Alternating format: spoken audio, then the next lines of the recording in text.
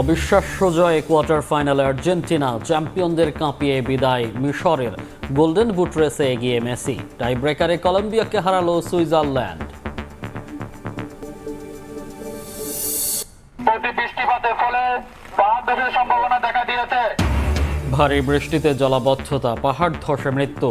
কক্সবাজারে ঝুঁকি নিয়ে বসবাস, বান্দরবানে আটকা বহু পর্যটক।